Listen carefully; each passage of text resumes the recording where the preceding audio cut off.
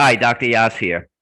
I have a simple question to ask you, and hopefully, the understanding that derives from the answer to the question will give you pause as to why you're still in pain after everything you've done to try to get out of pain. And the question is, what will it take for you to end your pain?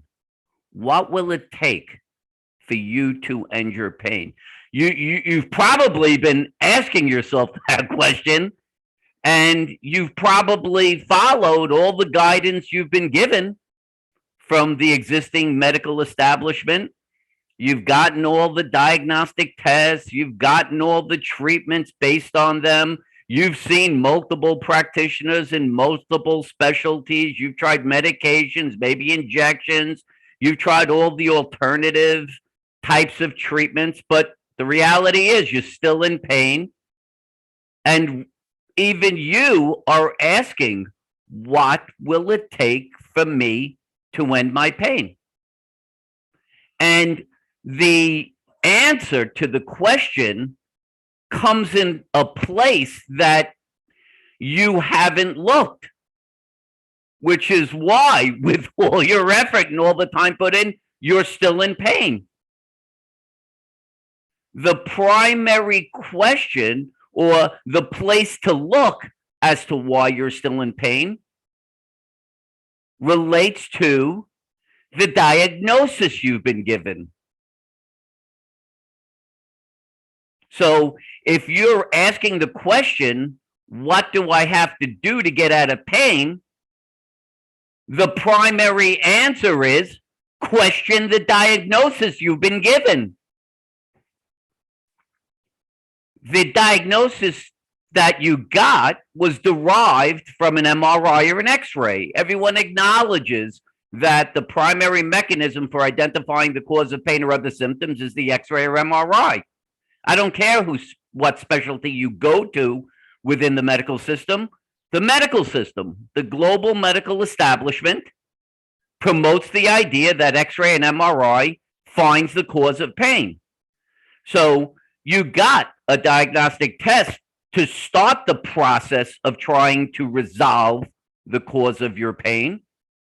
And it identified a herniated disc or arthritis or stenosis or a pinched nerve or a meniscal tear or a labral tear or a compression fracture. All the structural variations identified at the spine and the peripheral joints. And because that structural variation was identified at the time of your symptoms, it was asserted to be the cause of your pain.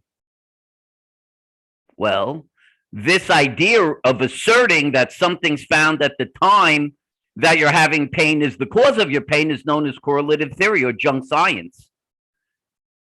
The premise can be seen in this psychotic version. If I open my front door when the sun rises, I could say opening my front door causes the sun to rise. Clearly insane. Well, it's just as insane to say that since the structural variation was identified for the first time at the time you're having pain, that's the cause, is complete lunacy, complete insanity. A baseless statement, correlative theory, junk science. You can see it in the sense that I could also simultaneously find that you have two elbows at the time of your pain. So why can't we go on and say that having two elbows is the cause of your pain? Just as insane to make that statement. There's no sense of timing on the MRI. So who is to say that since you found this structural variation for the first time at the time you're having pain, that was the initiation of the structural variation? How do you know that you haven't had that structural variation for years or decades prior to the inception of your pain? And if that's true, then clearly it can't be the cause of the pain, because whatever tissue's in distress creates the pain signal of distress at its inception. So whatever went bad at the time your pain began has to have occurred initially at that time. Well, there's no justification that you can say that the herniated disc began exactly at the time that your pain began, or the meniscal tear, or the arthritis, or whatever they're saying it is, the higher probability is it was there for years prior, which makes it an independent variable, has nothing to do with the cause of your pain. And then, of course, there's the understanding that if, in fact, these asserted structural variations are causing your pain, what would you expect to see in people who don't have pain? You would expect them to not have the structural variations. And guess what? Studies have shown as many people with no pain in the same percentages can be found to have the same structural variations. This alone should end any belief that this mechanism that was used to diagnose the cause of your pain, the tissue in distress creating your pain, is valid. It's clearly not. That alone. That alone. And then there's the more graphic and obvious to me indication that it's not the cause of your pain, because where people are experiencing their pain, which I have found in more than 99.999% of cases of people I've treated over the last almost 3 decades, their symptoms where they're experiencing them is not where they should be if the identified structural variation were to be in distress eliciting symptoms. That should scare the shit out of anybody. That in itself, again, another clear, irrefutable indication that that structural variation is not causing the pain. If the structural variation were to cause pain, it's got to create pain in a specific place where that structural variation would create pain. And where people are having their pain is not where that is. Clearly, again, indicating the identified structural variation is independent to the cause of the pain. It's just a structural variation, no different than a wrinkle on your face. So when we talk about this idea of what do I have to do to resolve my pain, you kind of have to start with, is it possible that I got the wrong diagnosis? Now, there's 130 million Americans and roughly 1 billion people suffering from chronic pain. Sounds like a very large number. These are all people who have been treated by the medical system, still having their pain after a sustained period of time. What would someone think could possibly be the reason for this? Doesn't it sound like something systemically is wrong? Something in the way the cause of pain is being identified is probably not accurate, which is why people just keep getting treated and still not having their pain resolved? Doesn't it sound like maybe people are just getting the wrong diagnosis and you're one of them? If you want to ask the question, what do I got to do to end my pain? Number one question, did I get the right diagnosis? Start there.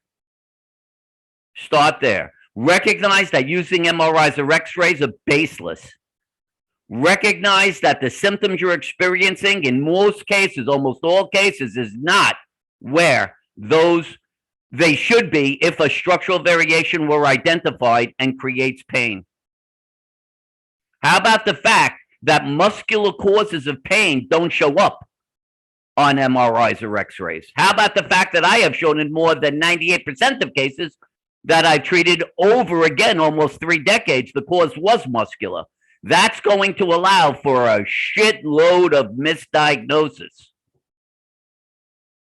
How about the fact that I've treated thousands of people who had a diagnosis derived from an X-ray or MRI scheduled for surgery? I then proved that their cause was muscular, treated them, they were pain-free, fully functional, even though that structural variation was identified. How about the fact that I treated people, thousands, who got the surgery? They were coerced into getting the surgery, told that that structural variation was creating their symptoms. And guess what? The symptom did nothing to resolve the symptom they were experiencing. Then came to me. Then I showed it was muscular. Then they got treated and their pain was resolved and they became fully functional. This is what you have to understand. I can't make it any clearer. You can't consider the idea that you can have your pain resolved without getting a proper diagnosis. So if we're looking for one particular key to what you have to do to end your pain, It is get the right diagnosis, and not through diagnostic testing, and not through the existing medical system. You need the Yass method. The Yass method is not a treatment model. It is a diagnostic and treatment model. It works by evaluating the person's presentation of symptoms to establish what tissues in distress to address the proper tissues, so that once the distress of that tissue is ended, it no longer has to elicit the emergency signals of pain or other symptom. The connection is clear. Each tissue creates a specific symptom, and by interpreting the symptoms, you can tell what tissue it is. And as I said, more than 98% of cases, it's muscle. Perform a few exercises with the understanding of how to progress resistance until the force output of all muscles required to perform activities is greater than the force requirement of the activities. You will be pain-free and fully functional. It's real easy. You just have to get a Yass Zoom session. The session's a videotape. We evaluate you. If confirmed to be muscle, we do the exercises. You get them demonstrated for you, and then you perform them under supervision. You then follow that as your guidance going forward. And within a few weeks, a month or two, you should be pain-free and fully functional, and you have control going forward. So when we talk about what do you have to do, I'll say it again, to end your pain, you're obviously asking that question. Question the diagnosis. Okay? So if you like this video, give it a thumbs up. Hopefully it's insightful and gives you an applicable ability to go in the right direction to end your pain. If you like my YouTube channel, Dr. Mitchell Yass, please subscribe to get notifications when new videos are added or when I'm live on YouTube. If you want to contact me by email, you can do so at drmitch@mitchellyass.com, DRMITCH at MITCHELLYASS.com. It'll be in the description.